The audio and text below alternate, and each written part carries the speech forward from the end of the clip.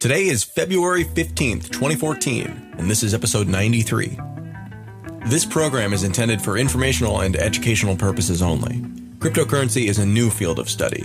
Consult your local futurist, lawyer, cartoonist, investment advisor, international accountability coordinator, and ethnobotanist before making any investment decisions for yourself.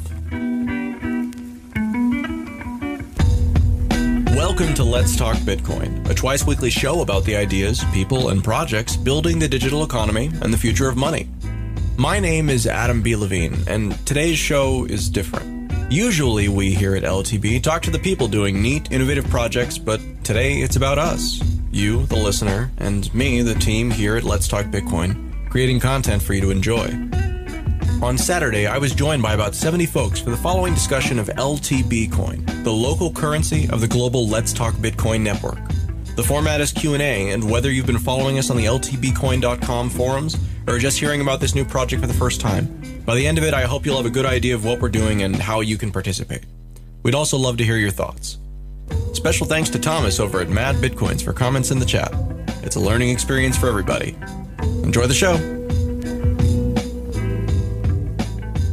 Hi, everybody. Thanks for joining us for the first LTBcoin Q&A. My name is Adam B. Levine. I'm the editor-in-chief of the LTB network and one of the hosts of the Let's Talk Bitcoin show.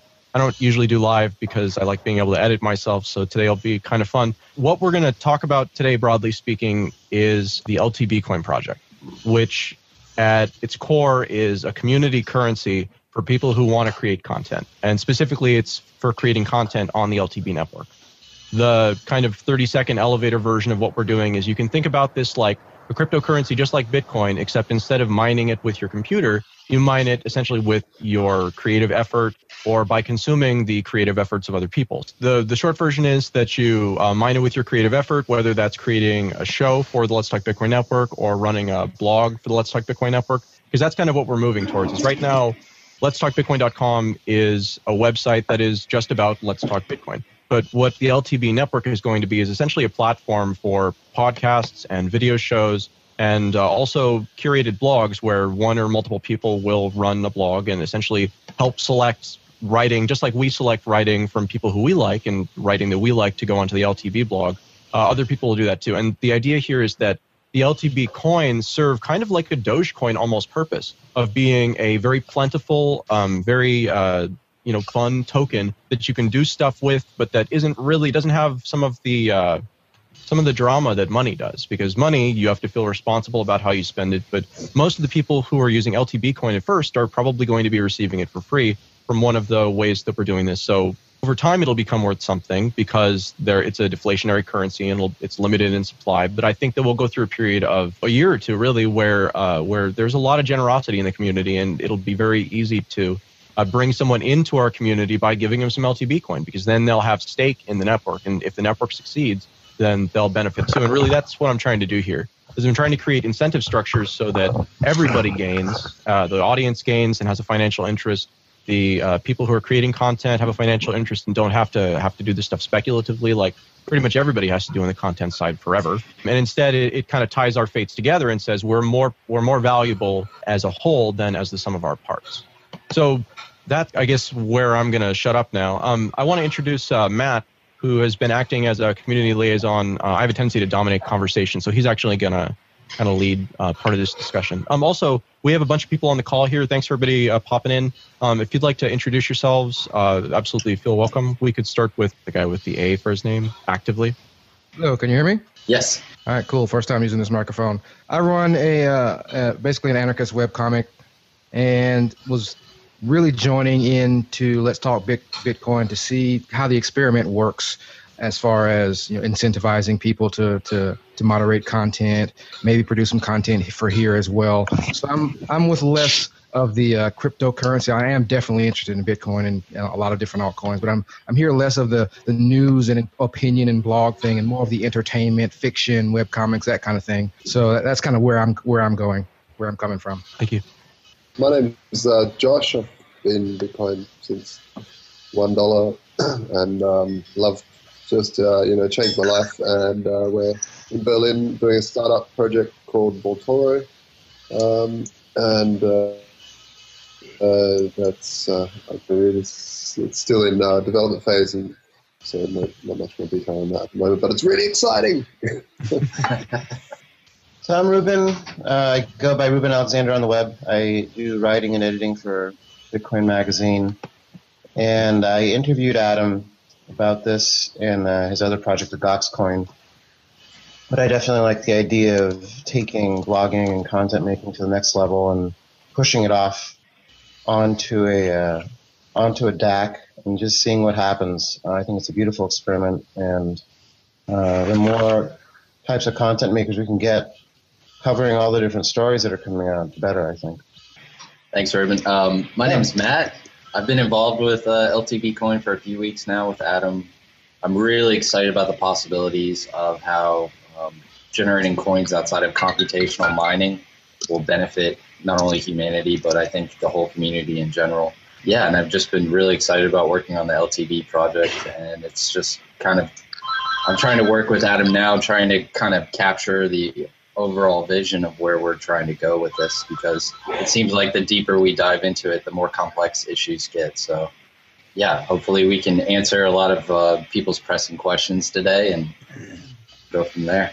There's a lot of territory here that we're still trying to map out, and there are a lot of questions that still need to be answered, and there isn't really an obvious right answer to a lot of this stuff. So questions are really helpful, and I'd kind of like to start there. Sorry, Scott, we skipped you. You can do an intro if you'd like. Yeah, sure. Scott Robinson here from Plug and Play Tech Center. Just kind of monitoring the entire, DAC space, and this was an interesting kind of solution that I'd like to follow. So just hanging out and want to learn more. I'm Matthew Link. I'm in Columbus, Ohio. I'm just a long-time enthusiast of Bitcoin and a regular listener of Let's Talk Bitcoin ever since it went on the internet. Hey, Adam, am I the green square? This is John. Yeah, I think you're the green square, John. Oh, I see. Hey, this is John Barrett. I'm in Nashville, Tennessee. Lidge and I won the Editor's Choice Award for the Let's Talk Bitcoin podcast competition a month or so ago, and so we've been doing a podcast out of East Nashville, and Lidge and I have been having the time of our life with it. I have no idea where Lidge is right now. He's got a daughter at home, so he's probably feeding Cheerios or something. But anyway, I'm just thrilled to be here and to be around all of you super intelligent people, and to be working with the Let's Talk Bitcoin network. And I hope that we can continue to add some good content. What's going on the ground with our local companies that are accepting Bitcoin? That's kind of the direction we're taking right now, is just interview as many small businesses and people who are interested in accepting Bitcoin and getting into the Bitcoin community. So we're trying to educate, but really we're also trying to educate ourselves at the same time. And I'm really happy to have you on this call, John, because you're the only representative of a podcast that is actually currently on the network right now. When we put together the LTB network proposal, the concept of LTBcoin was definitely something that was that I knew that we were going to do, but how we were going to do it was really not clear. And so we went into that kind of with a deal that was really temporary. And then because with all the focus shifted to LTB, it didn't really. I mean, we haven't really done much with it. I hadn't had much success. I'm really anxious to get into this and to have the LTBcoin model kind of kick in, because I feel like we brought people on and then haven't really delivered for them yet. So that is my goal here, is to try and solve that problem, among other things. Great. Well, I really appreciate everybody being here. I know we have people trying to get into the call who can't get in. I'm glad we set this up as a hangout on air, even though it was more difficult. There is a lot of interest in this concept, even if you're not necessarily interested in the LTBcoin thing. Scott, as you said, the DAC thing, I mean, that's just happening. This is one of 8 different projects that I'm currently involved with that are building DACs out in various areas. And the concept of being able to take something like content creation and create a rule set and framework in which you just, you as an individual plug yourself into a job that you want to do at that particular moment, and then you can get paid for it because somebody needed to do that job. And since you did it at the time that it was needed, then that's a valuable thing. So that's really what I view all of these technologies as. They're ways to bootstrap new communities, because when there aren't many people participating, it's much more profitable for the few who are. So situations like that, in where there's actual value, don't really stand for too long. The market says, oh, I could make some money being over there doing that thing, and then they go over there and they do it, given enough time.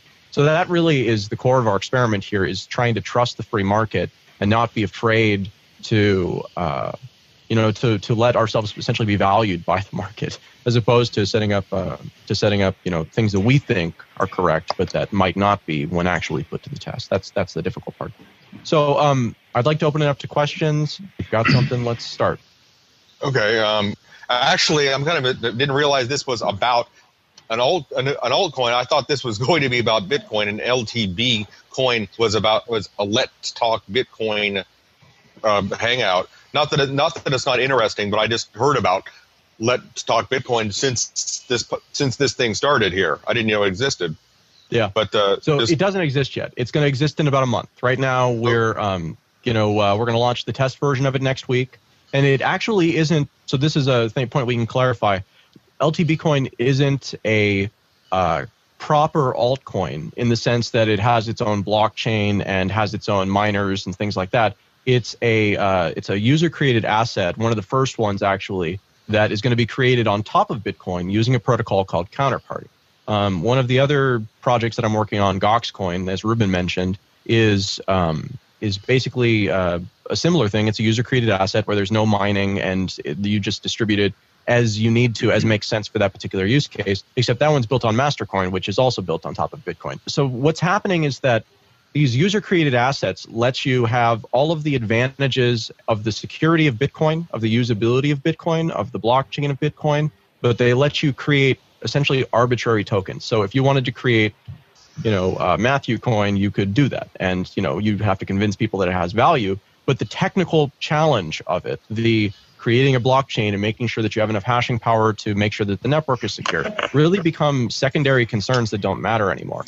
So what it means is that what we're doing with LTBcoin, like I mentioned at the beginning, is taking the idea of mining and saying, okay, if we don't need the security part anymore and we don't need the distributed hashing part anymore, then what do we want to incentivize? What types of activities add value to the network? And so then we distribute it basically based on that. And so right now, the ratios, like I said, this coin isn't out yet. We're still figuring out what the 5-year distribution schedule is going to be. I have a question. So why Counterparty for LTB and why Mastercoin for, say, Goxcoin? Because I don't know which one is going to be the right one. And I think that it doesn't make any sense. Right now, there are like 5 different protocols that are floating around that each have their own their own token that, if that network succeeds, will become incredibly valuable, because these things are very, very poorly understood. I would argue that maybe 1% of people in Bitcoin understand what's going on with the metacoins right now, or less. So you can buy one share of each of those protocols and spend less than $100 doing it. And then you're vested in everything. And then it doesn't matter what wins, because it doesn't matter to you. And so it makes it so you can look at the coins very objectively, whereas a lot of people are trying to pick sides right now and saying, oh, well, I put my money into this one, so that's the one that I want to win. And I think that's a big mistake right now. So what I'm actually doing is, like I said, I have 8 projects that I'm working on. And so far we have 2 of them on Counterparty, 1 of them on Mastercoin. I want to do one on NXT pretty much as soon as possible. They have some of the best software out there as far as I've seen. Their wallets are really outstanding, and it's funny. It's like looking at like a future version of what Bitcoin will be, but it's here now, and you can see it. So there isn't really a particular reason. I think Counterparty is a solid protocol. I think that they have a lot of legitimacy behind them, and I think that they don't have the problem of founders or the problem of money. They also don't have the advantage of either of those things, but they don't have the problem, and I like things that are simple. Adam, I have a question. Yes, John. So how is the very first Litecoin created? Do you mean LTBcoin? The very first LTBcoin. Sorry about that. In the Counterparty protocol, what we are going to do, I can actually paste this in. You can look up the LTBcoin asset right now. So there it is in the chat.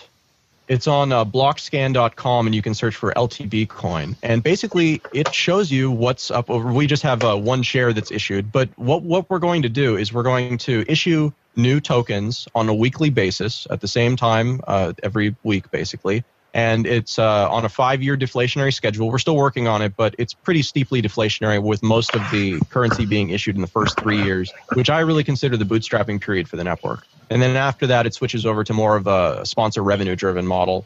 But until that point, pretty much most of the compensation is coming from actual new LTB coins that are being introduced. But instead of going to miners who then sell them on the market, they go to content creators or they go to the audience. And there are a variety of ways and capacities that we're going to be doing that. Did that answer your question, John?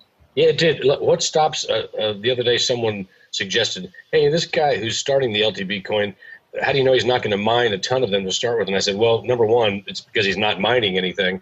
Number two, I trust him and I trust your integrity. But how do you quell those fears that someone might have that Adam B. Levine is going to have 20 million of them to start with somehow?" Well, the great part about this is that if you go to that block scan, page for LTBcoin, it has 5 tabs. One of the tabs is overview. The other tab is shareholders. And then there's dividends, updates, and contacts. Mm-hmm. And so basically, you get to see everything that's going on. It's a totally transparent process. And the reason why I like this better than something like NXT, where they issued all of them at once, and then there's this giant money supply out there, I think that's a liability. If I had 90% of the money supply sitting in my account, even if it's like the LTB distribution account, whatever, that still is a huge amount of money, and it screws up the market cap. It does a bunch of other stuff like that. So because we're using these meta coins, we actually can every week, be like, okay, all right, here's the 5-year schedule. And then when we get to that week, we say, okay, here's as many are issued. And then basically what I want to do is I'd like to have someone create an interface where we can just put in all of the addresses of the people who are getting part of that distribution. And then just have it, create the new coins, have it dump into that and pay to all those addresses immediately. And that's the weekly distribution. Nice. Yeah. Sounds great, man.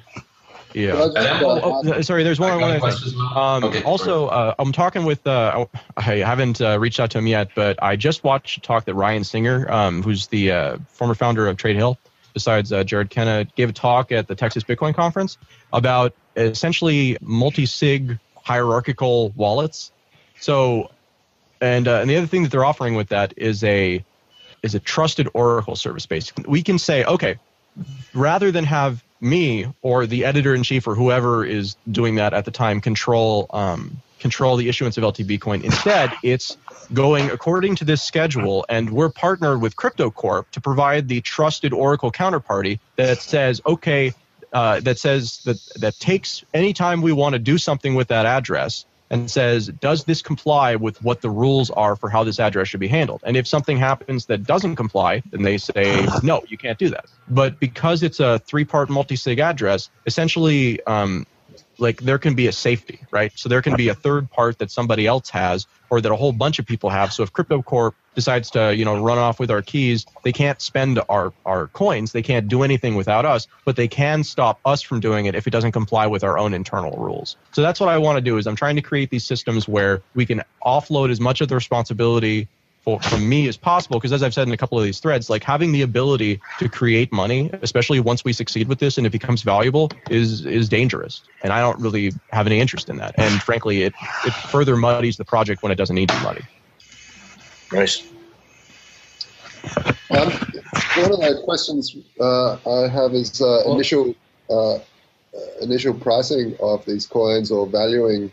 Is there an exchange that's being set up or something for these meta coins? And is that purely between other cryptos, or is that going to be also interfacing with the fiat legacy currency markets? So unlike most coins, we are not going to be selling any of these. Most of the meta coins that come out are being done for fundraising purposes, basically. I kind of view this as a reverse fundraiser, though. We are essentially paying people with money before it is valuable rather than doing it the other way around. Rather than not paying them with money that is valuable. So, I'm sorry, repeat your question. I got lost. So I guess, if something needs to have some sort of value in someone's head to say, hey, I'm going to give you 1 coin or 10 coins or 0.5 of a coin for making a show. Yeah. Or We're whatever. going with the Doge approach. We're going with the, it's a combination of the Doge approach and, which is to say, there are going to be like 51 million units. I'm pretty sure right now that the total number of units is going to be 51 million, distributed over 5 years. With the idea being that even though in practice it doesn't matter whether or not you're talking about something that has 5.1 million or 51 million, in reality people are more generous when they have larger numerical quantities of things. And I think the Dogecoin has done a good job of showing that that's really a thing.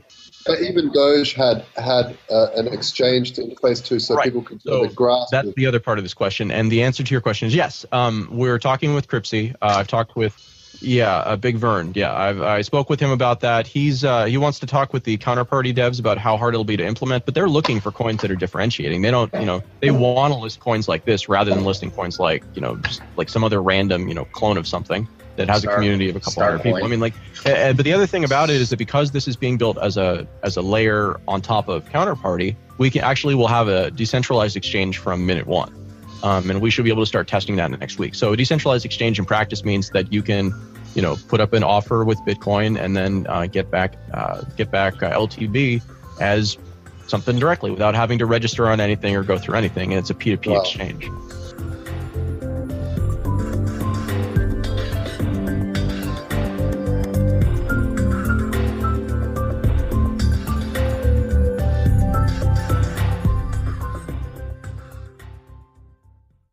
This is Chris Joseph bringing you news on Next, the first true second-generation cryptocurrency for March 18th, 2014. If you haven't taken the new Next web client or the Next asset exchange out for a spin, you don't know what you're missing. Here's where you should go to check it out. http://nextra.org/nextclient. I'll spell that for you because it's got some hyphens in it. nxtra.org/nxt-client. This new client is running on the Next test net, where you can also play with the decentralized asset exchange. Post a request for some test next in the forums, and someone will send you some test coins that you can play with. You can issue and trade assets today in a next generation web-based client running on a fast, lightweight proof-of-stake blockchain. For more general information on Next, head to nextcrypto.org or mynxt.org. And stay tuned for more news on Next on the next Let's Talk Bitcoin broadcast.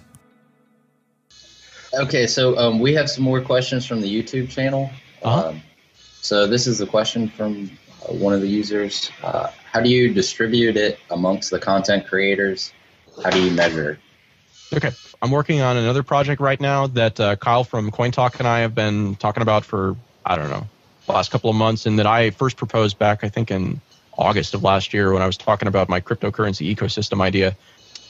Basically, we're working on a project called BitSplit, and Nick, who's developing the new LTB website, is also working on that and just got a prototype working. It basically lets you say, okay, here's this address is for Adam. This has 10% that's going to go to it. This address is for Matt. It has 15% that's going to go to it. And you basically can set up arbitrary percentages and how a given payment should be split. And then it creates an address from that routes the value to all of those different addresses every time value is given to that address. So that actually is what we're going to be doing, is each show that's submitted is going to have an address that's submitted along with it that will have all the content creators who contributed built into that address.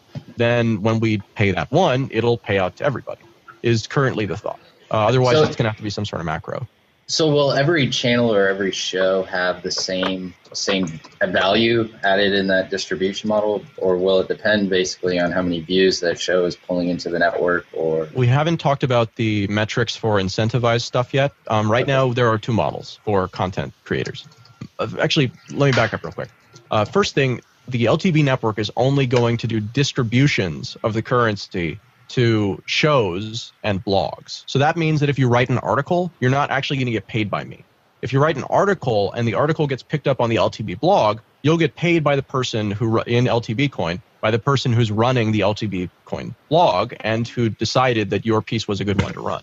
And the way that that'll happen is, first off, they will essentially, there's going to be a market for content is really what we're creating, where when you create a piece of content, you'll say, and this is the price that I would like for it, and then this is how long after someone commits to it I want to wait and see if anybody else is going to make me a better offer. So you could say, okay, I'm going to charge 100 LTB coins for this piece of content for whoever wants it, and then wait 6 hours after that. And so if somebody comes along after that, they can make a higher bid, and then that essentially gives them the right. So what we want to have is the ability for everything to be fixed price, but also to have the ability to be competitively bid upon in LTBcoin if it's something that more than one person wants. We want the market wherever possible to value these things. Matt, remind me of what the actual question was, because I know I went off on a tangent. It's so easy to do. How do you easy, distribute it amongst content creators? How do we measure that distribution? Right. Okay. So there are two types of measurements that we're doing for this. One is called proof of quality, and proof of quality means you've been published. If you've been published on the LTB network, if your piece of content has been published on the LTB network, then you should be getting a part of that content distribution. So if there are 10 pieces of content that are released over the course of a week, which is probably the time period that we'll be doing this in, every week we'll do the payment cycle. So maybe real quick, one of the pressing questions I think the community has is how are the percentages going to be assigned? And I know we've talked about this, and it's kind of still some gray area right now. So maybe you can dive into some more detail. Yeah. There isn't a ton of detail right now. It's going to be, the most is going to go to content creation, somewhere in the 50 to 60% range. Okay.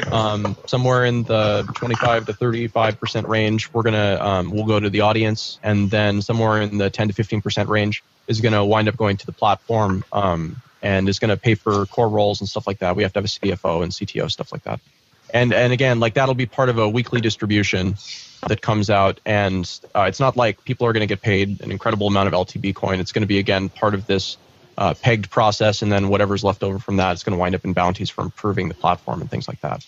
So the goal here is to try and keep the structure very efficient, and to try and make sure that we're pointing the vast majority of our resources at the problems we actually want to incentivize the solution to, which in this case is how to equitably create content and invest people in the success of that content moving forward, and to make it so that people can have, the reason why we're not doing something like LTBcoin with just the Let's Talk Bitcoin show is because what if we have a bad week?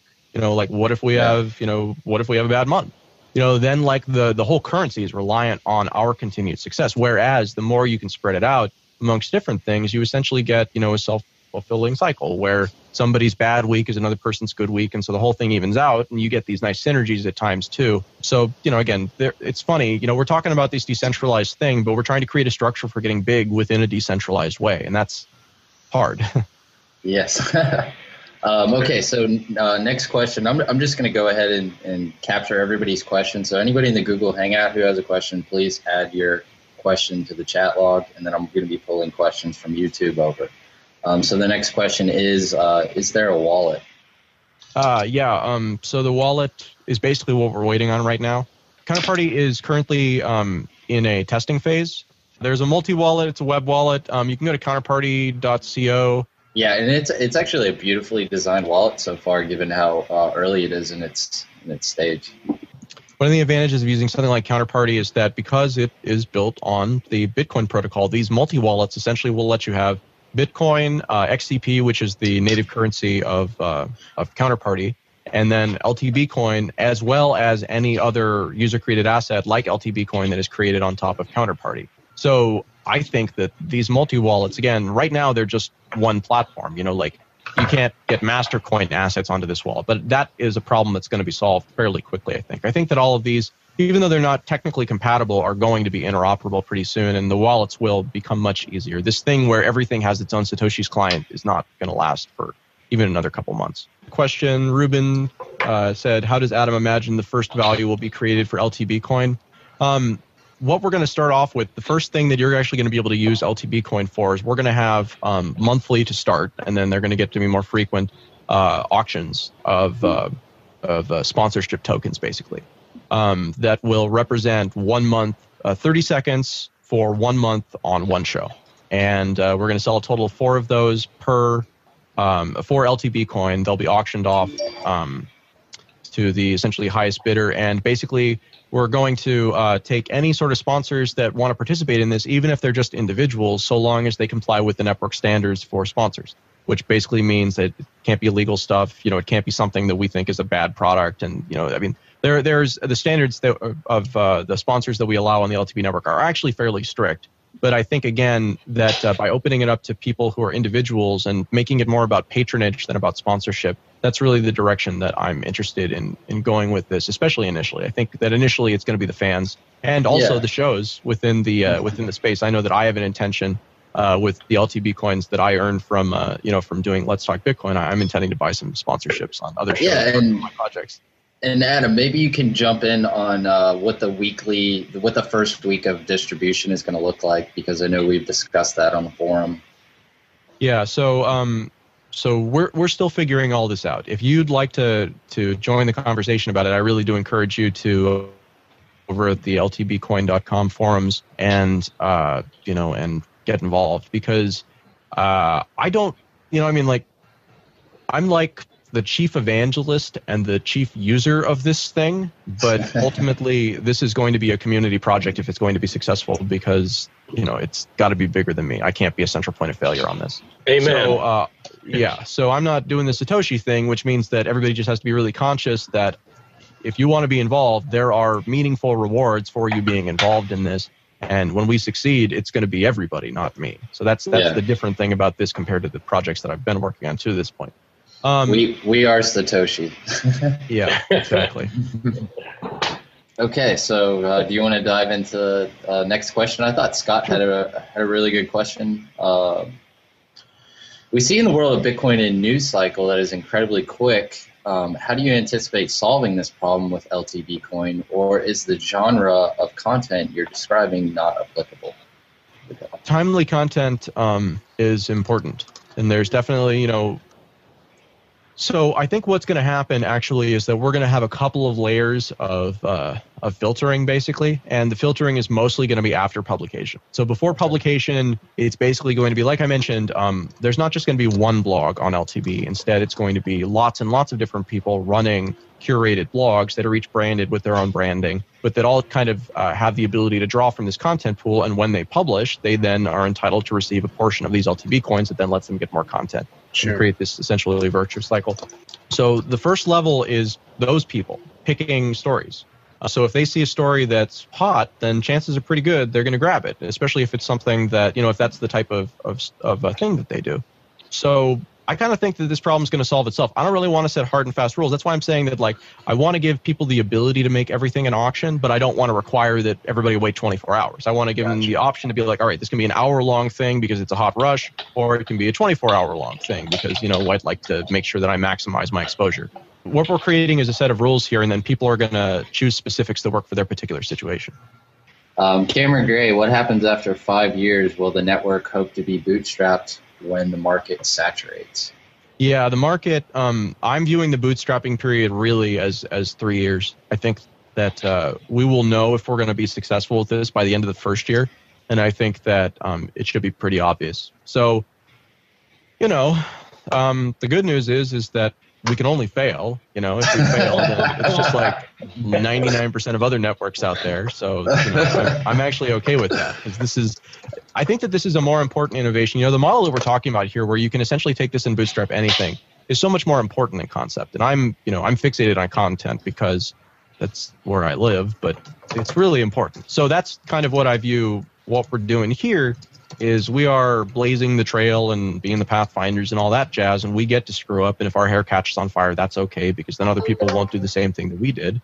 So it's a giant experiment. I think that so long as people go into this knowing that it's a giant experiment, that's why I'm kind of dodging questions like, what do you think it'll be worth at the beginning? I have no idea. It won't be worth anything at the beginning. I guess that's the answer, is that we're going to produce first week of distribution, there'll be like 1 million coins out there, of the 51 million that'll ever be created. And those coins are going to be distributed. Half of them are going to go to the community that is registered on LTBcoin.com, and half of them are going to go to people who have created the content that has brought LTB to the place that we are now. And so essentially that's something else I have to do. If you're interested in going back through every post we've ever made on LTB and figuring out who the author is and figuring out, how much content people provided from each of the individual things, and, we could basically back pay everybody from this 50% and vest everybody who's ever had anything to do with LTB. And it'd probably be a good thing. But I keep going back and forth on how much we should be looking back, or if we should just say, okay, clean start right here, moving forward, this is what we're doing. So I don't know. It's John, this is a question I guess that is more applicable to you really than anybody else here. You guys have been doing this show for 2 months. Do you think it's better if we back pay everybody, for the last 9 months, where you guys would be back paid for a month's worth of material or 6 weeks worth of material? Or do you think it's better to start clean? No, definitely back pay. No, I'm just kidding. I don't really care. I think Lidge and I are pretty easygoing when it comes to that because we're true believers in LTB and Adam B. Levine, and I mean that sincerely.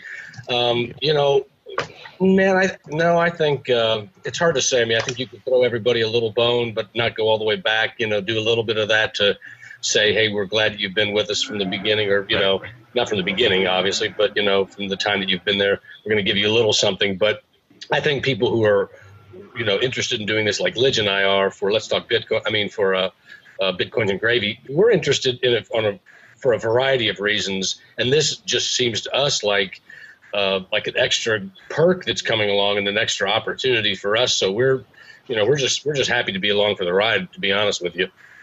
Well, that's great. That's the primary point of stress that I have on this project, is that I feel like I kind of set expectations with people, because we were really successful in January and November and December with LTB when the price was way up and everybody was spending lots of money because they all felt like they were rich. But it's kind of as soon as we brought on 6 new shows and have another 5 in the wings, suddenly everything is getting a little bit tighter. Yeah, I mean, that's my primary concern, is I just want to make sure that people aren't feeling like I misled them, because this is where I think we're going to really make the difference in the medium term. Could I just jump in and ask a question? What's the difference between this and a stock? Calling everything a coin can get confusing. There's exchanges called this coin, and there's these coins, and there's. Is this not really more of an IPO, more of a public offering? No, it's not really, because it's not legally binding. This is the thing. It's more of a token. Right. There's no legal obligation here. What we're doing, and again, we're not selling them. We're giving them away. So this is more akin to us saying, rather than paying our employees with dollars, we're going to pay them with store credit. And they can choose to keep that store credit and use it with us, or they can choose to sell it to somebody who values it, in a way that they appreciate. But it's not. It has none of the characteristics of stock, besides the fact that it is a token that we find valuable. But I mean, you can't spend Apple stock with Apple. But say for instance, a startup might be cash poor, and a startup could, like ourselves, Voltora, we could then, as we're building, we could say, hey, we have these a pre-mined or a bunch of these things, because mining's not really the issue. It's more about, here's these coins with a public ledger, and you get 50% of them, or 10%, or 1%, or whatever it is. That then it's sort of a reverse. Even though there's no value, but the more that we put in, then we build the value onto these tokens. But tokens, coins, a lot of the projects that I'm working on right now are built around this concept. I completely agree with you. The difference just is that in our particular case, it really doesn't look like stock. In your case, where you're talking about a startup, and again, I have other projects I've been involved in where they really are more like startups, and it's being used instead of equity as a vehicle for stake. And so I think that they make a ton of sense to be used in that context. I think that, they're going to replace stock in a lot of situations like that, especially for startups, just because, from a legal standpoint, it looks like it's actually pretty simple. Don't convert them into dollars, and it's just a token.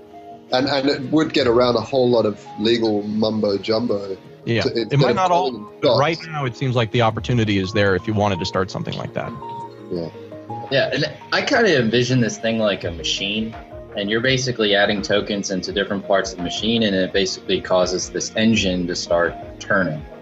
And hopefully at the end of 5 years, we figured out the ways and means of actually being able to continuously distribute this currency within the system that basically benefits everybody and keeps that engine spinning and growing.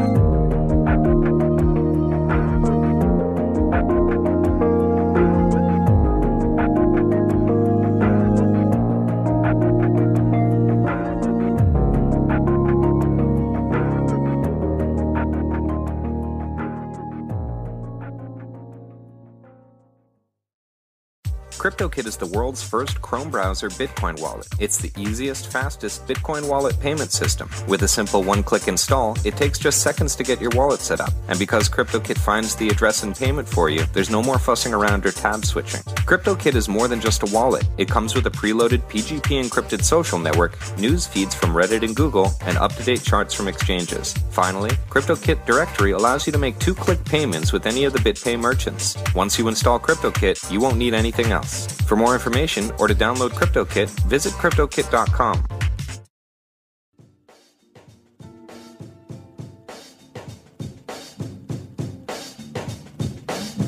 The Big Give Foundation is a nonprofit charitable giving organization leveraging the power of the Bitcoin community to improve public health and the environment worldwide. Help us demonstrate the significant impact of Bitcoin in addressing these critical issues on a global scale. Support international giving in Bitcoin. Please visit our website at www.bitgivefoundation.org. That's www.bitgivefoundation.org.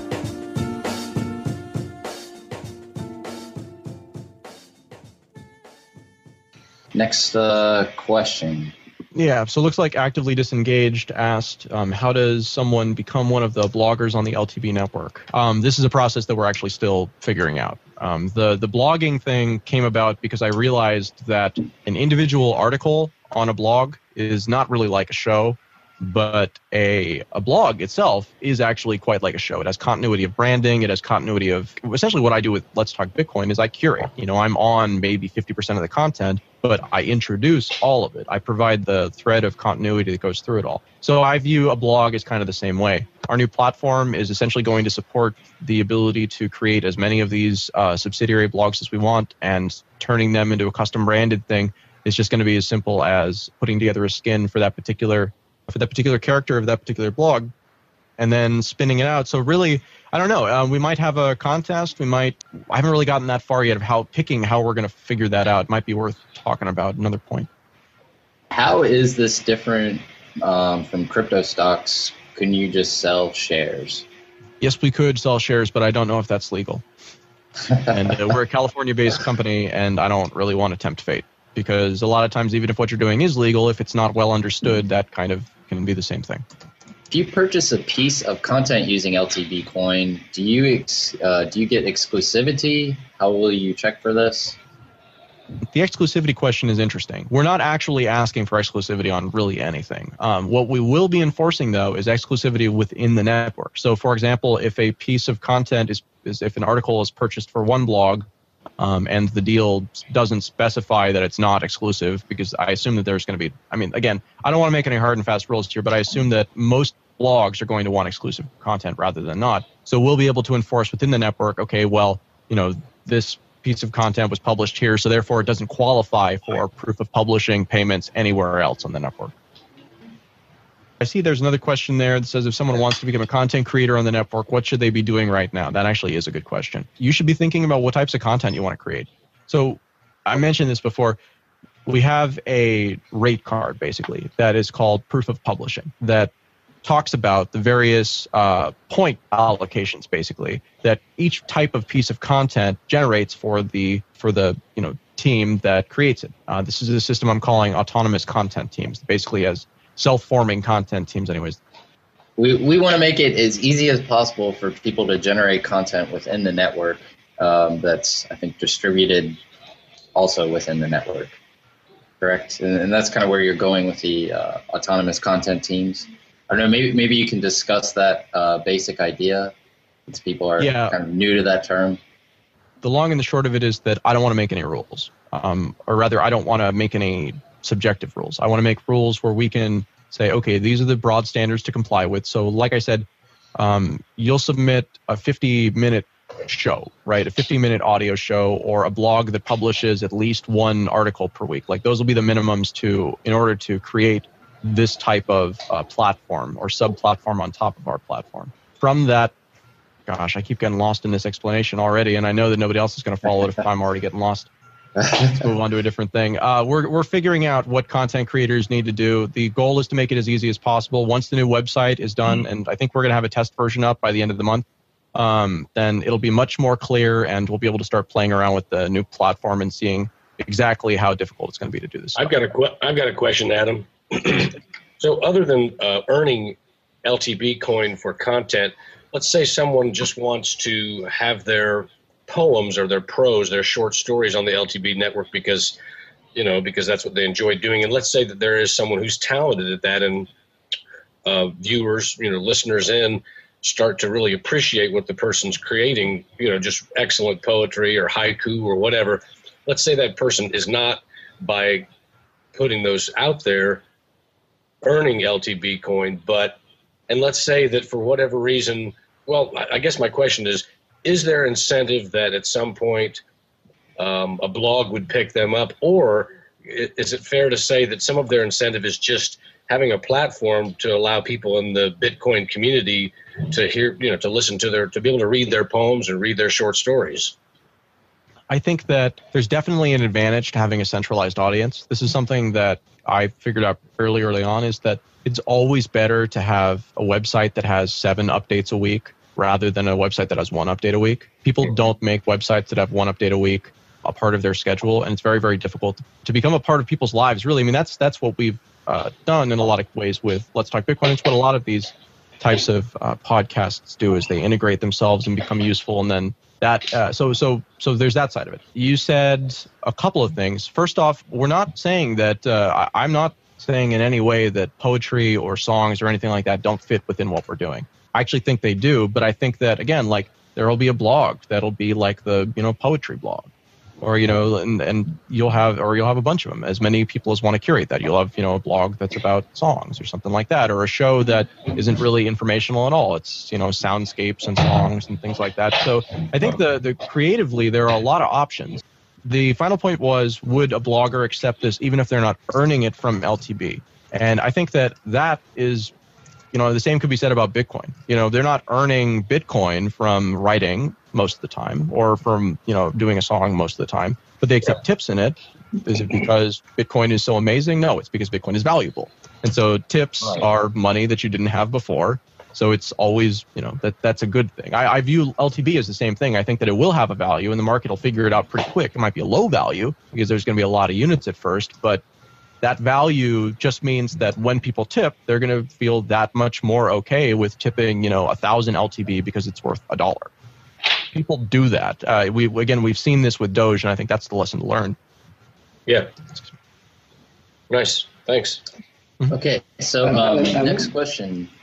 Yeah, just because last night it was 2 a.m. for me, so I'm not sure if my memory is quite correct. But weren't we discussing about the possibility of having a kind of market for content where people can basically post ideas that they want to write about and or create shows about, and then the ACTs could pick from there? Adam? Matt? Yes. Yeah. No.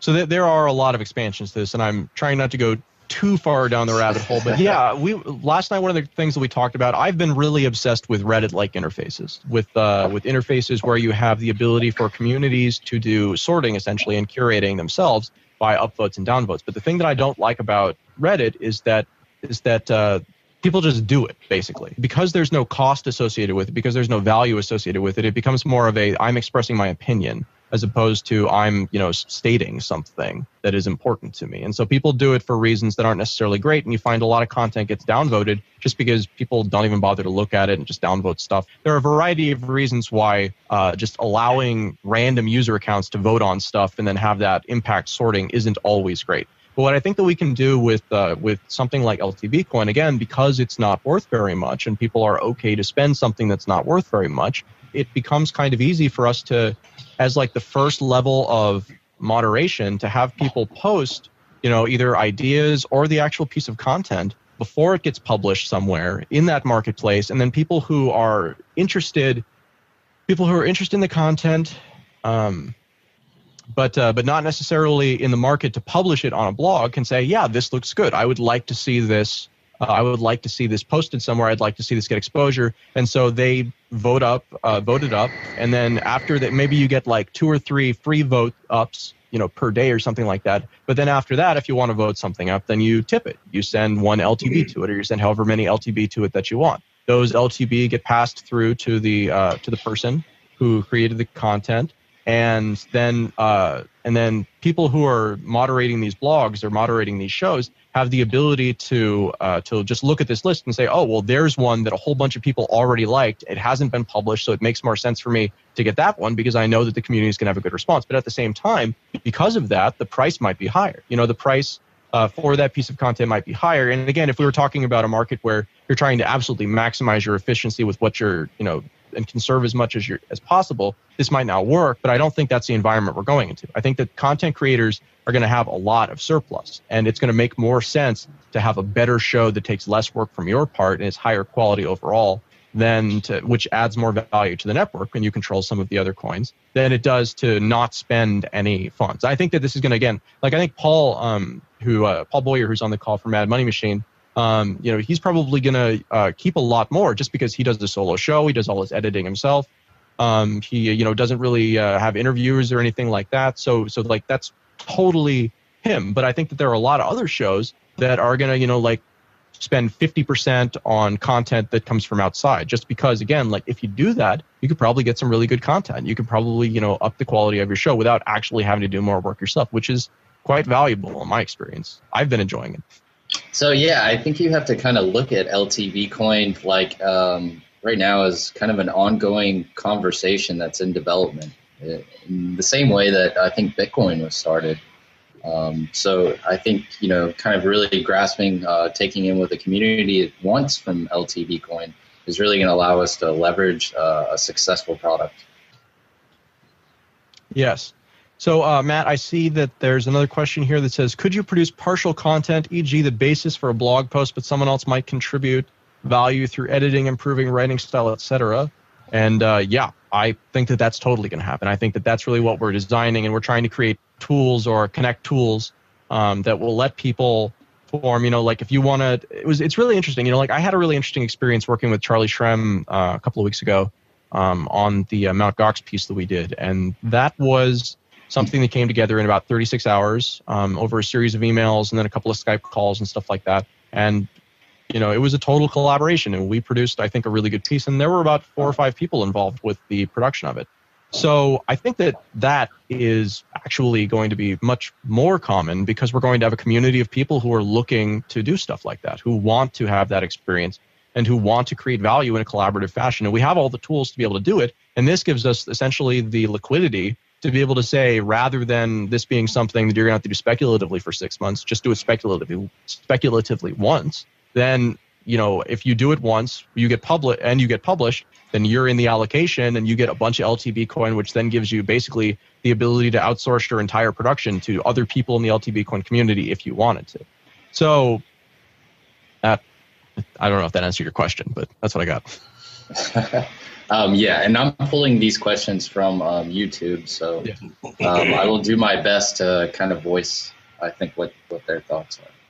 But yeah, I kind of envision, the system working like, so you're attending a conference and maybe you have struck up a conversation with somebody who's making some waves in the industry and you want to record the content.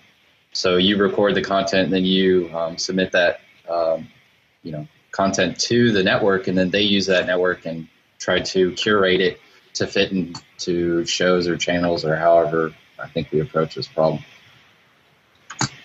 So yeah, I think that we will see. So I've got a question, Adam.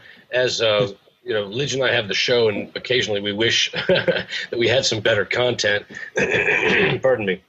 So do you envision this as something where we'll have our little stash of LTBcoin, and we're looking for some extra content, so we'll be able to go to, let's say, a library of content that's there on LTB and grab from this library an interview with somebody, or a piece from some major newspaper or something that we can read. Will we be able to grab and buy in an easy so the newspaper thing, what you could do, what you could do is you can grab pieces of finished content, basically. If you want to grab pieces of unfinished content, I mean, it's your prerogative, but rather than like the newspaper thing, the only way I see that being something that you pay for on LTBcoin is if like I or somebody else were like, this is a good story, and here's a recording of me reading it, and it's edited, or and again, like I can see stuff like that. But if you just want to read something out of the newspaper, then by all means, just read it out of the newspaper. You don't have to pay anybody.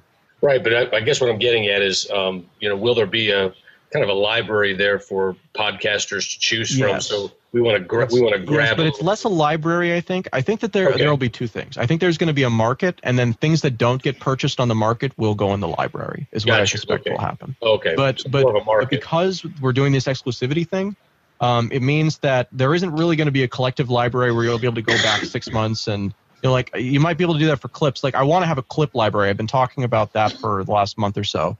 And I'd really like to have a library like of all the interviews that we've done and all the content so that people can go back and grab clips from that, and then you can use it for clips. But for stuff that you would pay for, I view that as more for services and for original new content that has yet to be aired. Got it. Okay, thanks. Mm-hmm. Somebody just asked a great question to Mois Ahola. Are we limited to only Bitcoin cryptocurrency related content? So I think this is something that we've been addressing and tossing around in our brains. Which method is kind of the best avenue to pursue? Do we pick the specific Bitcoin only media market, or do we address other content providers issues? So maybe Adam can dive into some more. I think that we're going to again, I don't know the answers to this yet. We're still figuring it out. But I think what's going to happen is that we're going to start off with cryptocurrency only content, and then I think that again, because of the way that we have the blog structured, people will be able to spin off other blogs, and content is just it's just content. If there's a demand for it, if people want to run blogs on the LTB network in this fashion, or want to run shows that don't conform with this, and people want to advertise on them, that's actually fine by me. The conversation we've been having internally is whether to do this as LTBcoin or like a talk coin or something like that. That is something that's under consideration. I think that at this point we're pushing forward on LTBcoin because if we're going to make some mistakes early, it's probably better to make them with a smaller ecosystem and then take the lessons we learned here and expand it out into a larger project. But at the same time, with cryptocurrency, we're starting a 5-year project here. So it might make more sense just to start with the thing that we think we're going to switch to in 6 months anyways.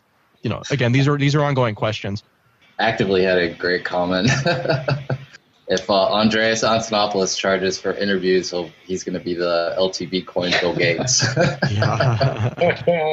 I had a good conversation with Andreas and Stephanie about this. I should mention that so far I am pioneering this project. This is the project that I'm pushing. I've briefed Stephanie and Andreas about it, and we've had conversations about it, and they're interested, but everybody has like a million projects. So I'm the guy who's pushing this forward, and they're excited about getting some of the back pay once we do the day one distribution. Yeah, I think everybody's excited about that. Yeah. Yeah. Does anybody have any questions in the Google Hangout? Yeah, I do. Have you guys heard of Help a Reporter Out, Haro.com? Yeah, I'm familiar with it. Do you anticipate doing something like that to kind of surface new content creators? I think that's an interesting solution. Yeah. Because and then on the flip side, you were mentioning, sticking with LTBcoin. I think that's a smart move for the initial launch. Prove your concept, and then I think this could scale because we see a lot of content producers on the mainstream side of things, like Chicago, sometimes elsewhere, are looking for solutions, especially with microtransaction relating to content consumption. So I could see this being something that could be basically licensed out to other content creators, platforms, etc. Well, so licensing is an interesting word, and I'm actually curious for your thoughts on this, Scott. I'm not claiming any ownership to any of this stuff. Sure. I mean, like, we're putting out a protocol here. It's going to be open source. And, I kind of figure that my monetization from that side comes from consulting for companies like that. But I don't really see a licensing structure. I mean, right? Well, you could take the Red Hat Linux approach, offer a dashboard, scale it that way, and basically enable any Chicago Sun-Times like, hey, here's 7 different means of analytics, distribution, etc. So right. Cool. Yeah, that makes sense to me. We're not talking about most of the stuff that we're looking at doing, but I've been talking about this LTBcoin project privately with people for about 2 months, and I've had a really, really positive response. And so I think that we're going to start off with the sponsorships being the thing that you can do with it, and the tipping and all that stuff.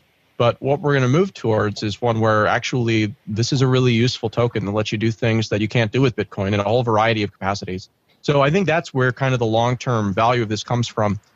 One thing, we are actively looking for developers at this point. So if you get involved now, you're going to be part of the LTBcoin initial distribution, which is, like I said, that 50% of the week 1 money supply that's going to be distributed. But I don't have bounties set up yet. I don't have a lot of specificity on the projects. We're looking for people to help us figure out where we need to expand and where we need to continue to define this thing. My task over the next week while we get ready for the test launch is to finish defining all of the rules. And you can actually find links to all of those documents as they are currently created at the LTBcoin.com forums under it's in the LTBcoin talk section entitled Proof of Publishing. It's a set of 2 documents, and there will probably be a 3rd document, and you can also see the proposed distribution of coins in there. And like I said, it's a weekly distribution. It starts off at about 700,000 a week, and by the end of year 3, it's down to under 100,000 per month. So it's a pretty aggressive deflationary trend. But again, the goal here is to further emphasize and reward people who are here early. Because that really, when it comes to a network like this, when you're starting a podcast or starting a blog, getting that first 1,000 readers or listeners is the barrier. And then once you get past that, these things kind of start feeding themselves.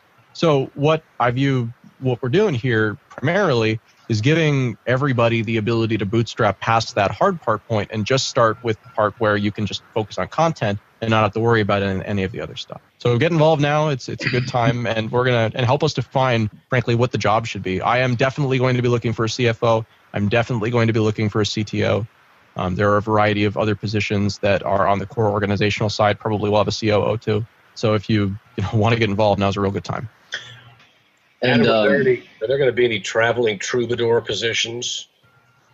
So what I want to do with this is, because this is kind of like our store credit or our company credit, I want to provide a lot of these services. And as we pick up other sponsors, I think that it's a no-brainer for us to partner with Cheap Air and to try to get Cheap Air to accept LTBcoin, or at least to accept it from us internally, in exchange for travel. And, we'll do that, take that as a sponsorship and trade kind of thing. We can really have these kind of barter relationships where LTBcoin can become a useful thing in a variety of capacities. And in the meantime, while we're doing the bootstrapping, I'd like to have a travel agency basically set up that is built around Bitcoin, but that also is on board with LTBcoin and can take that, and even potentially give it a preferential rate. Because the interesting part is that, the reason why people are interested broadly in cryptocurrencies that aren't Bitcoin is because they have more deflationary potential than Bitcoin. Because Bitcoin is the oldest cryptocurrency, and so it's the furthest along in its life cycle.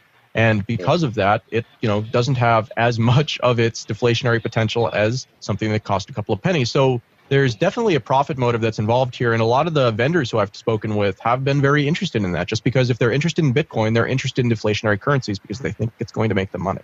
Yeah, nice. Definitely.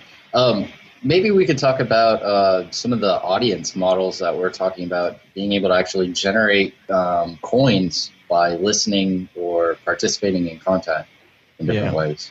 These are, again, still up for debate, but there's going to be a percentage somewhere in the 25 to 35% range of these tokens that are given to the audience each week.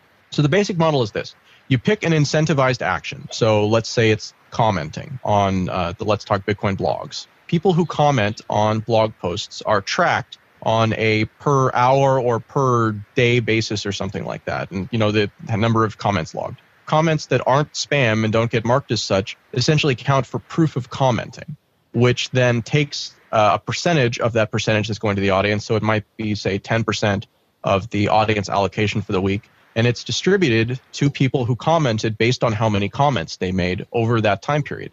So because you do this every hour or every day, if you comment on a day when few people have commented besides you, then it's actually can be potentially very profitable for you because you're competing. Essentially, it's like each instance is localized mining, except instead of there only being one winner, there is everybody's winner, and it's all proportional. So it's like everybody's in a localized mining pool almost. We've also talked about this for tipping, where if you send a tip, to any person on the LTB network or any content on the LTB network, then it gets logged as you sent a tip, and then based on the value of that tip, it's compared against the value of all the other tips that everybody else sent during that same hour or day or whatever, and you split the LTB coins in that way. So tipping can be a profitable enterprise. Donating money to somebody can generate profit for you because if you do it at a time when nobody else is doing it, you might actually get back more than you put in. So there's a bunch of models like that I want to do. And the listening part is actually probably the hardest one because it's difficult to tell if someone is actually listening to it or if they're just playing it and then walked away from their phone. We actually want people to listen. So, Matt, I know you've been talking about proof of education as a way to go down. You want to talk about that? Yeah. I brought it up on the forum that basically we could establish a model that's either proof of education, proof of learning, that would basically quiz users consistently while they're listening to content. And maybe the question, it asks them for a multiple choice answer or a short explanation that is somehow verified by the community. Could be several different options, but what I think would really be great about this is we're actually encouraging users to learn more about Bitcoin, and they're actually earning a cryptocurrency that they can liquidate into Bitcoin if they want, or use for different purposes outside of computational mining. And I think learning and building more evangelists in Bitcoin is really what the community absolutely needs right now, especially with all the information going around about everything that went down with Mt. Gox to everything that's happened. So, hey, can I ask you guys a side question? It's Sure. In reference to Cryptsy. So I've been using Cryptsy for a while, and I guess I trust them, but I don't really understand, how much or how little we should trust an exchange. So I think they're in Florida. Big Vern's the owner. I read an article about him. I don't remember his full name, but can you talk just for a second about that? Like, to what extent do you trust Cryptsy, or can we rely on Cryptsy to be here next year or the year after, not Gox us, not pull a Gox on us? I think that Cryptsy is actually one of the more dangerous exchanges out there. I hate to hear that. Yeah, but I'm in the same boat. I use Cryptsy. There just aren't many good options because it just depends what type of risk you're talking about. Cryptsy is... I don't think Cryptsy is necessarily dangerous. I think some of the coins that they operate within the network are dangerous. Well, I'm talking about the U.S. I'm talking about operating that exchange in Florida. That's in my view, that's the most dangerous thing that they do. Why? Because we don't know what's going to happen, and banking relationships can change, and Cryptsy is sort of insulated from that because they're sort of insulated from that because they don't trade dollars. It's just, but they want to trade dollars. They're trying to go into that. So again, I don't know. I've been getting a itchy feeling about Cryptsy for the last couple of weeks. But again, it's just because of the environment that we're in, and I don't know. We could essentially have fiat coins on the counterparty protocol, right? And you could exchange these fiat coins for LTB coins. Trading the coins isn't the problem. Trading the coins is, and again, we don't need to use Cryptsy at all. We can just use the decentralized network. I'm not really viewing dollars as an onboarding mechanism for LTBcoin. I'm thinking that people are going to come in from other cryptocurrencies and specifically from Bitcoin. I think that's the vast majority of what we'll get. Yeah. And I'm fine with that, frankly. I think that, this is already hard enough to understand. It's going to take a while before people get it. So I'd rather that we get people who are at least savvy enough to be able to get into Bitcoin rather than trying to explain to people who can't even do dollars. Is there a safe decentralized exchange coming up? I know this is really off subject, but is there a safe decentralized exchange coming up that people will be able to rest easy having, 10 million Doge coins there or 200 Litecoins or what have you? Well, the counterparty wallet that's coming out has a built-in decentralized exchange. So I don't know if it's going to be, I know safe of at least and one or two. Yep. Yeah. There are several coming out. This is a problem that's been known since... I think I started talking with Charles Hoskinson about putting together an X Prize for a decentralized exchange back in July of last year or something like that. So this has been a problem that's been really apparent. And Gox has always been, Gox just failed this time. That's the only difference. We went through this exact same learning curve last time, except they stuck around. And so people didn't, it didn't end. That was the only different thing that happened this time. John, let me just chime in on the idea of a decentralized exchange. Basically, the way Counterparty works, if I traded with you over Counterparty, Counterparty never holds any of our coins. You see, it's a peer-to-peer exchange. Am I making myself clear? Yes. Yes. Because before you asked a decentralized exchange where you can trust having all your coins. No. On such an exchange, you have your coins always yourself with your own private keys. Sorry, I'm just confusing this a little bit. No, you're not. You actually cleared it up for me quite a bit. Basically, you're still, instead of, as an exchange like Gox, you don't have a wallet on there that's yours. On Cryptsy, you don't have a wallet on there that's yours that you can control completely. They control, what you have, and you just have numbers up there on your computer screen that show how many Litecoins you have, for instance. But you're saying with a decentralized exchange, I actually just still hold whatever Litecoins, for instance, I have in my own wallet. And that makes a lot of sense to me, and that sounds like the way that it should be. Yeah. Yes, It's exactly. what we've been waiting for. It's just been hard to do these things to this point. Yeah. No, that helped a lot. Thank you. Thanks, guys. Right. Okay. Yeah, thank you, Rob. So there are two questions from the chat. One is, can you make physical LTB coins? Yes, you can, and we're going to. How about T-shirts? There's more to it than that, but I don't want to give it away until I can absolutely make sure that we've got the partners on board to do it. But I'm pretty excited about it. Okay, so the other thing is talking about the proof of commenting and proof of tipping. And the question was, does this make comments on high traffic days less valuable? And the answer is yes, it does. It means that comments and tips are most valuable when few people are doing them, which actually I think is a good reflection of reality. So if you are, like if a piece of content or a day is particularly popular with regards to tipping, people should ultimately be tipping because they want to tip, because they think the content is good and because they're willing to, and because they think that it's a fair thing to do. The proof of tipping part, the compensation part, is a bootstrapping mechanism, but it's only needed when nobody's doing it. When everybody's doing it, it's just like a little passive income stream for participating. And I think that it's still going to be a decent amount that's going to be distributed on a per day basis for all of these things, just because again we're using big enough numbers that we don't have to give people 0.1 of a coin. We can give people 10 coins or a simple thing, and that's okay because we have a lot of them because they're not worth too much. But the goal is that they will eventually be.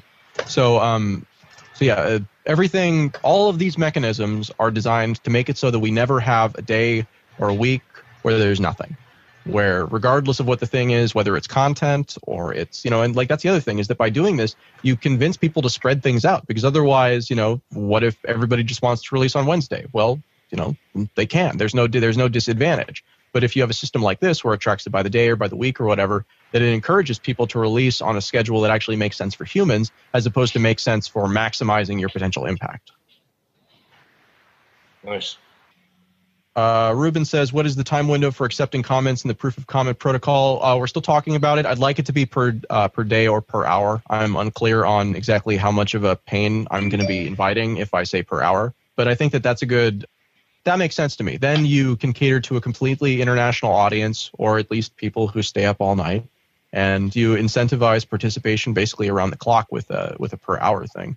The end game of LTBcoin really is that we wind up with a whole bunch of 24-hour networks, and there are just so many different options you can choose from that you never have to listen to anything or never have to read anything that you don't think is going to be very high value to you, because you're picking curators really is what you're doing in this system. You're choosing which curators you most value the work of, and then getting everything that they do and being able to make decisions on the fly and be alerted when other people are doing something that's interesting that you might have turned off. But ultimately, it's about putting the choice into the hands of the individual who is making the content decision.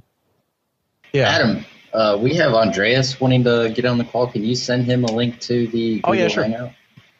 And there he is. Hey, Andreas.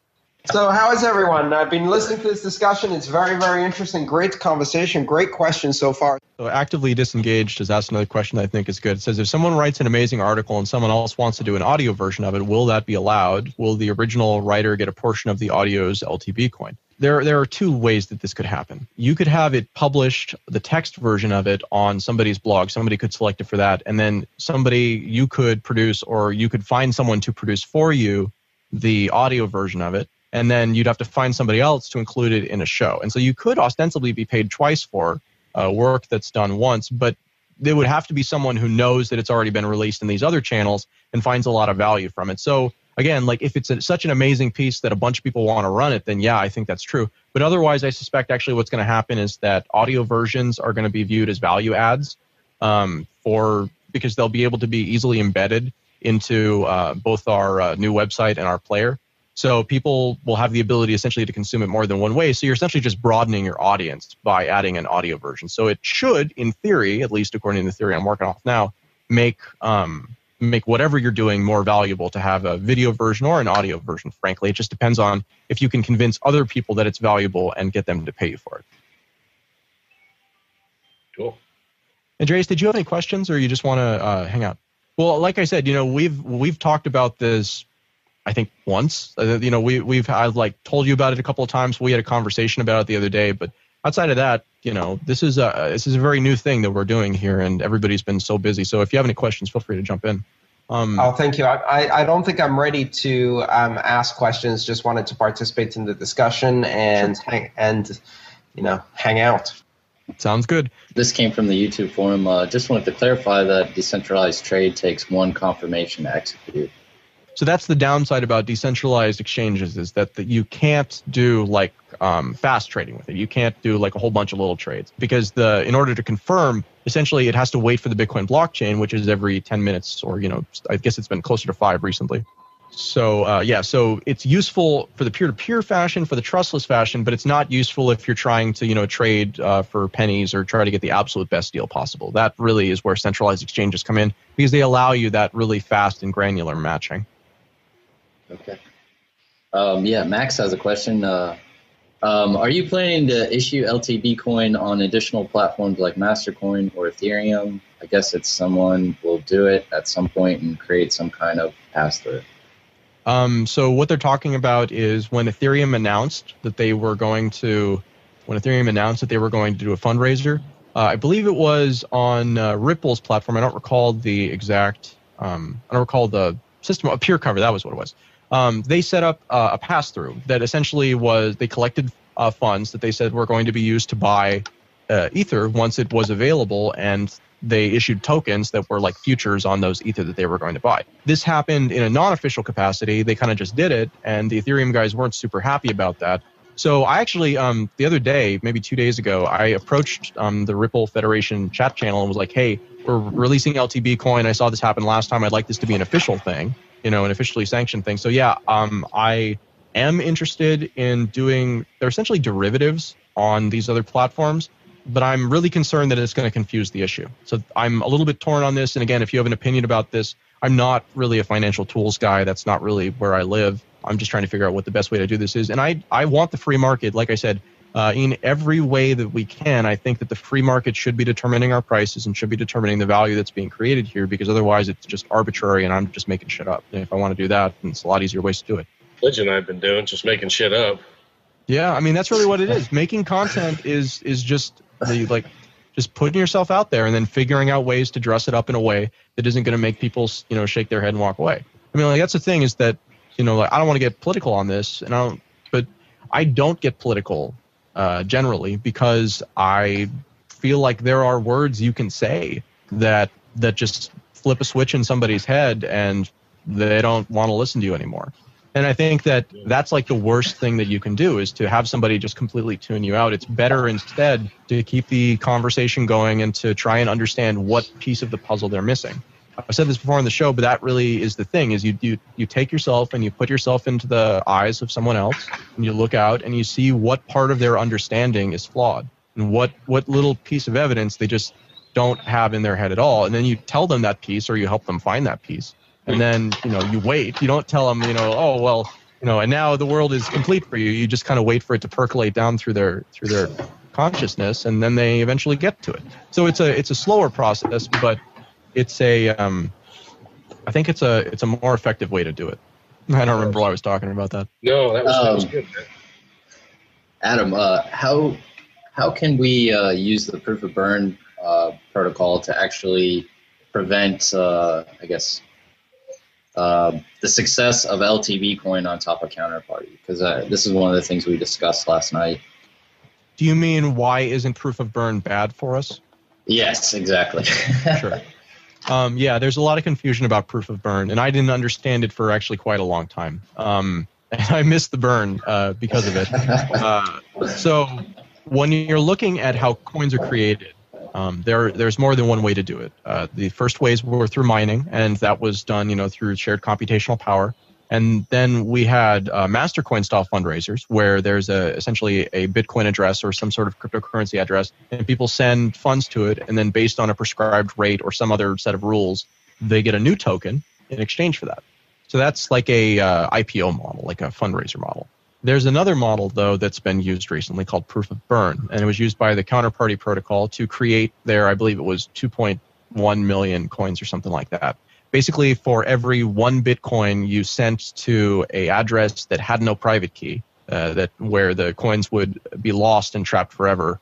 You would then, when they issued the tokens, get 100 XCP, which is the counterparty token. So it's called proof of burn because it's like throwing them into the fire. You can never get them back, and nobody else gets them either. So it's like a sacrifice.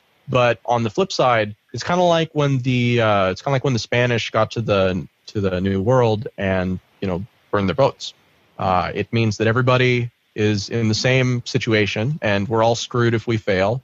And nobody's getting rich off of this unless we all get rich off of this. Is basically kind of the ethos that goes into it. So if you look at it like a funding mechanism, then it's ridiculous and it's terrible and it's stupid because you're burning money, and that money could be spent on development, which is the whole point. So Counterparty burned 2,100 Bitcoin in its total process. So that's it's not a small amount of money, but they didn't need it. And what it meant is that they don't have any trust issues because there's not a giant pile of money sitting somewhere that somebody has to have the responsibility of choosing how to spend. So because there's no money to spend, you can't spend it badly. The developers actually have done quite well in this, I think, because if you're going to start one of these currencies and do something with proof of burn, unless it's a joke, which it could have been a hoax, you really have to believe that you're going to succeed because you're destroying your own Bitcoin in order to get the tokens. So that's the thing, is that I think it worked really well for him. If you look at the value of the XCP token right now, even when people don't understand it, haven't heard of it, and don't know what's going on, it's still selling for somewhere between 3 times and 10 times as much as the burn rate was. So people who burned coins, doesn't really matter. They already at least made their money back 300%. And the potential for this thing, because it has about 10% the supply of Bitcoin and a variety of other reasons, is really massive. So that's the proof of burn side. The reality for us is that it doesn't matter. It just means that it's actually a kind of drama-free platform because there's no money to be spent and there's nobody who's going to get rich off of this except for people who actually burned Bitcoin just like everybody else. This is a problem that I had with Ethereum, was that I felt like there was a set of rules for founders and there was a set of rules for everybody else. I think that anytime you design sets of rules that have special rules for one person or one group of people to the detriment of everyone else, that's a problem. And I think that the community perceives these things to be a problem. So that's what I want to do here, is I want to have this be very reliable. And I'm putting my reputation behind it, is really what's happening here, is that the Let's Talk Bitcoin network, but me personally mostly, are putting my reputation behind this. And if it fails, it's going to be a failure that's going to be on me. So I'm very motivated for it to succeed. Broadly, I think that these coins, there's going to be a lot of them coming out that follow the same model, and they're basically reputation coins, because the reputation, we are monetizing the reputation of the individual. And just as, Snoop Dogg or Dre is going to do it, so will LTB first. That makes a lot of sense. I didn't understand proof of burn until now. So I'm glad you explained it, Adam. That was really interesting. It also leads me to now have a new theory on what happened at Mt. Gox. I think they just launched a massive proof of burn, 750,000 Bitcoin new currency called the Carpellus. Oh, geez. Just to add to this, first of all, here's a blog post, just quick and dirty on Facespin. I don't think it's even published yet on Counterparty, which really goes into some detail on proof of burn. One way to look at it is when you're mining Bitcoins, most of us have probably done that, you're actually burning fossil fuels, you're burning resources used to create your mining rigs, and you're converting that into Bitcoin. So you're basically foregoing a resource that you have or that you have purchased and obtaining another resource. So that's the really, in a nutshell, way to explain it to people. That's a great explanation, by the way. I think that makes a lot of sense. Yeah. It essentially enforces scarcity by forcing you to destroy something valuable. And it's better than proof of stake because you actually have to do something with that stake, not just have it. Yeah, and I think with the idea of Gox coin coming, this proof of burn model is actually a good reinforcement for people who have funds invested in Gox right now. Can't do it yet, but yeah. So does anybody else have any questions? Adam, you were talking earlier in the LTBcoin forum about you not using SoundCloud. There's a competitor SoundCloud that you're going to use for I don't know audio. if we're going to use them. Yeah, I'm acting opportunistically right now. We are we have enough cachet in the Bitcoin space, and there are a lot of people who are trying to get into Bitcoin media right now that, people want to partner with us. So that's really great, and I'm trying to leverage that in every way I can. So I was approached by a competitor of SoundCloud's called Audur. I think that's how you call it. Anyways, that basically is uploadable and then embeddable sound players.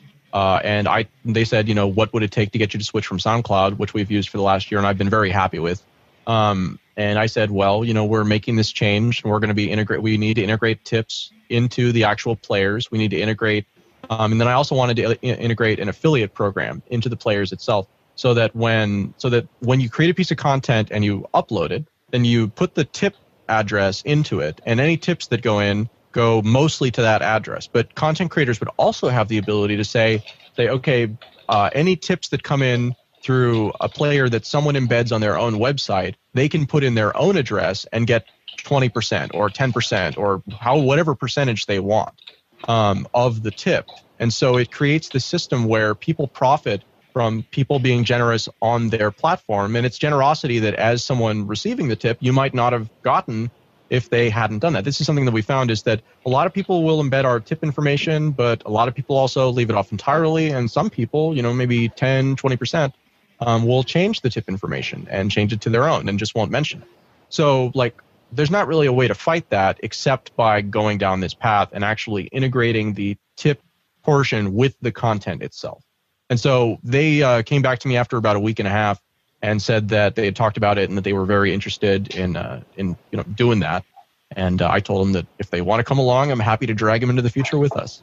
What would happen if LTBcoin adoption became greater than Bitcoin?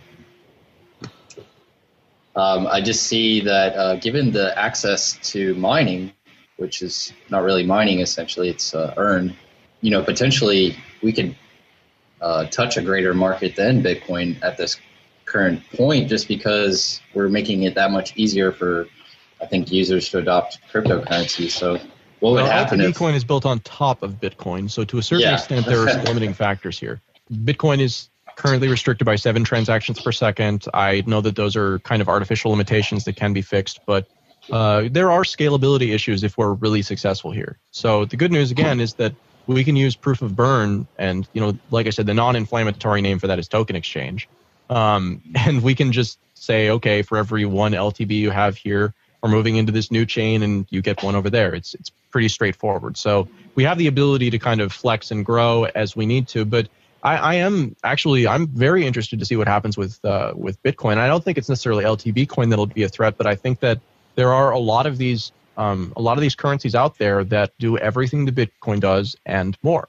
And I think that so long as those things are true, that's the first real threat that Bitcoin has faced. Litecoin has never been a threat.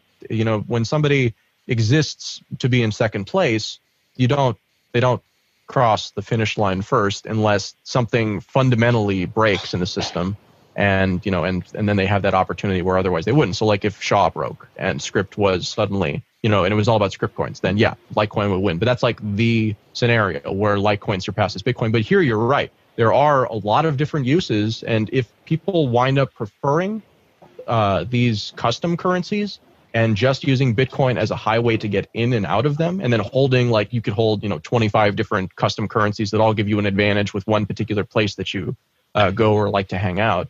I don't know. I think it's very interesting. It's going to be interesting to see what happens over the next couple of months. Yeah, I kind of see Bitcoin as being the kind of gold or reserve currency among everything, just because it's the most liquidable. So there's a variety of places where you can use it that touch pretty much every market we can think of, and that's growing every day.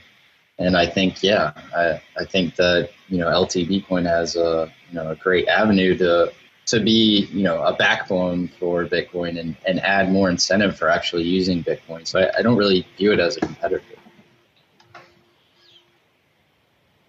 Any more questions? Could I just scale it back a little bit? So I find this whole concept fascinating. The idea that you can influence people's behavior with an incentive and just bootstrapping a network in general. How much of an impact do you think these style of coins will have in the next 5-10 years or so? I think that these are going to change everything. I agree. Actively Disengaged asked if this could be a competitor to Liberty.me, which is Jeffrey Tucker's upcoming social network, liberty-oriented social platform. And actually, not only is this not a competitor to Liberty.me, because it's not really a social network, we're going to have forum and community elements, but it's just different. But I actually had a conversation with he and Michael Megan the other day about creating one of these tokens for Liberty.me to incentivize activity on their forums and to incentivize activity on their community. Because again, like you could do proof of posting and proof of, like going to a Liberty event, like anything that you want to incentivize with these things, all you need to do is create a token. So I have an analogy that I've been trying to figure out how to properly articulate that basically talks about how you can use this technology to bootstrap a wishing well. And how a wishing well is sort of this fanciful thing, where like it doesn't actually generate any sort of results for you. And so if you stumble across one, even if it's a real magical looking one, you're probably not going to throw in a gold penny that you have in your pocket. That's all you have. So people who have Bitcoin, they're not really compelled to do these things because they have something that's valuable versus something that's arbitrary. And given the top two options, you're not going to spend the value in that situation if you're making the right decision. So you could bootstrap a wishing well by putting a token dispenser next to it and say, that distributes 10 quarters a day or something like that. And, if you're the first one that finds it, then that means you get 10 free quarters a day. And you can, throw 5 into the wishing well, make 5 free wishes, and then, save some for a rainy day or whatever. And, you come back each day. And over time, as it gets more popular, you reach a point where not everybody can throw in a free token per day because there are more people who want the free token than free tokens that are available per day. So that's how the market essentially gives a value to them. Would it have happened? Would anybody have ever thrown, anything in, making a good choice for themselves if that token dispenser hadn't been there as a bootstrapping mechanism to make it so that the first people who found it could do it for free? No, probably not. But at a certain point, the market does find value in it if there's value to be had. So I think that this is true with a wishing well, because the incentives are there. But it's true with all of these other projects so much more because the community itself, once you have successfully done the bootstrapping part, the community itself is value and value generating just because it exists. So really the question isn't, does community have value? The question is, how do we build valuable community when we don't start with valuable community? And I think that this is the answer. Yeah, we just got another question. Hey, we already appreciate loading up the Starbucks card to buy coffee, so why not LTBcoin for consuming content? Yeah, so right now we're not going to charge for content. It's kind of interesting. This network doesn't really rely on anybody paying for stuff. The goal is to achieve as wide a distribution as possible, and the idea that you would charge for content implies that you're only going to give it to the people who are willing to pay you for it. So there are some projects that we're pushing towards that have an exclusive level to them.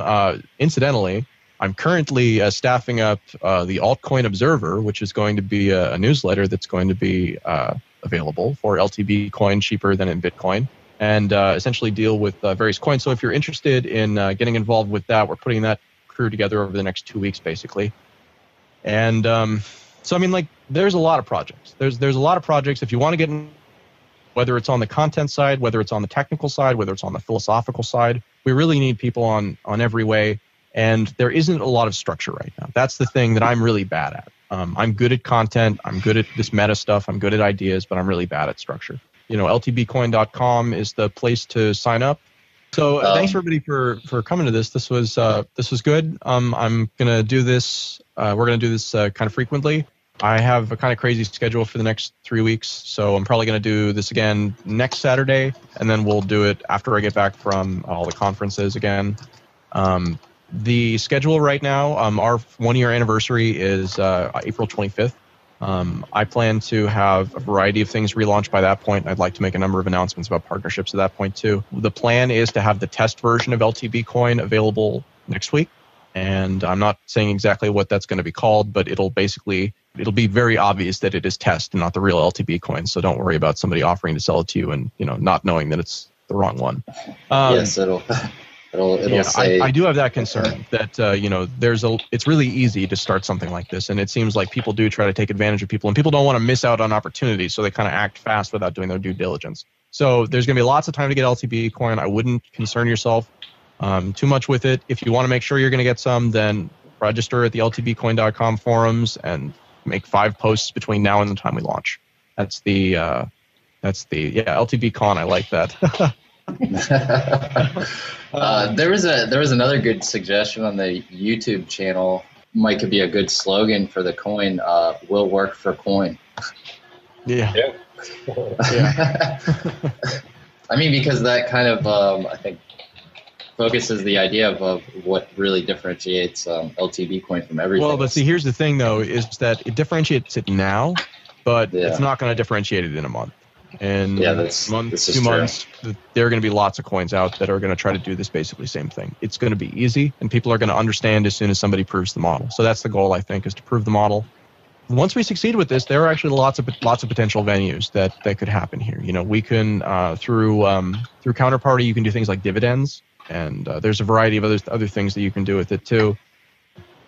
One of the other interesting parts is that we're going to create the tokens themselves that represent sponsor slots are going to be tokens themselves that are tradable on the Counterparty network. So you'll bid for a sponsor token with LTBcoin, and then when you have the sponsor token, you'll be able to essentially turn it in and redeem it with the show, and then they'll put you on basically. But the point of that is that it makes it so that we can sell them like a month in advance, and then people can actually trade them. So somebody can buy a sponsor spot with the idea that they don't necessarily have anything that they want to do with it, but they know people, or they think that they know people who comply with the standards on the LTB network or the specific show that they're involved in, because each show or each blog is going to have its own kind of specific standards too, in addition to the network standards. And then resell it for whatever price they can get between the difference they paid for it in LTBcoin and what they can get for it in Bitcoin. And again, because this is a transparent process, that's how it'll start, because the people who want to get who want to buy sponsorships aren't necessarily going to understand how this is working, but people can act opportunistically and essentially be commissioned salespeople working for us, where the commission is the difference between what they pay and what they're able to achieve. So I like that idea. I like the ideas that let us create sets of rules and then let people put themselves into the position, do the job that we need done, and then get compensated based on that. And at the same time, market for us, basically, is what's happening there. So so I guess go to ltbcoin.com to really get involved in the community and find out more information on everything that's going on with LTBcoin. We're going to try to, I guess, do this podcast or whatever you want to call it once a week to talk about everything that's going on with LTBcoin. And yeah, absolutely. Yeah, so we'll set this up again for next week. One thing that I'm very conscious of that we're currently missing is a blog for the LTBcoin concept. We're running the Let's Talk Bitcoin, content stuff, but we're not actually doing a meta blog where it's just simple and you can go and learn everything you need to know about it. Right now, you need to go to the forums. I'm hoping to remedy that before I leave for all the conferences I need to get ready for. And basically, that is high on my priority list. And again, if you're a developer or you want to get involved, we actively need help right now in a variety of capacities. So essentially like a wiki right now, like an LTBcoin wiki is what is kind of needed. Well, I don't know if it's a wiki. I think that the forum basically does the job of a wiki. There's a lot of information. It's all under topics. It's not specific, and topics go off topic within them. But I'm not a big fan of wikis. I think a blog is simple, and that's what we're probably going to wind up doing. And again, it'll just be the basic information that you need, and we'll update it as we go. Just count me in for anything related to blogs and that sort of thing on LTV. And I agree, a wiki is probably very technical for most folks out there. Yeah, accessibility is what we're looking for here. Great, thank you, Rob. I appreciate that. Okay, guys. Well, thank you very much for doing this. We're at just a little bit less than 2 hours, so that's better than I thought we were going to be. So we'll set up another one for next week. And then if people are willing to do it while I'm traveling, then I'd be happy if, these Hangouts did happen weekly when I'm not here, too. That'd be great. I'm really actively trying to make myself not the point of failure on this, because that would be bad. So great. Thank you, everybody, for joining. We'll set this up again for next time. And, I'm looking forward to doing this with you. Thanks, Adam. Thanks, Matt. Hey, nice to meet you, John. You guys take care. Hey, maybe we should end it with Ode to Satoshi. Hey, that's a good idea. You want to sing it, Matt? Hang on a second. Yeah, let's do it. That's okay. I'm gonna end the broadcast now. Thanks. We can do that. Let's see. Mr. Toshi Nakamoto, that's the name I love to say. And we don't know much about him, but he came to save the day. When he wrote about the way things are and the way things ought to be, he gave us all the protocol this world had never seen. Our Bitcoin, as you're going into the old blockchain. Our Bitcoin, I know you're gonna reign. And everybody knows, cause everybody knows your name. And everybody knows, you're giving some exposure, and everybody knows your name. John, I love that you're sitting there with guitar ready to belt out. Hey, dude, he was ready to go, man. I had to pull it off the wall. It hangs on the wall. That's great. I love it. That's Thanks, fantastic. Yeah. All right, guys. See you next time. Thanks so much, John. Thanks, guys.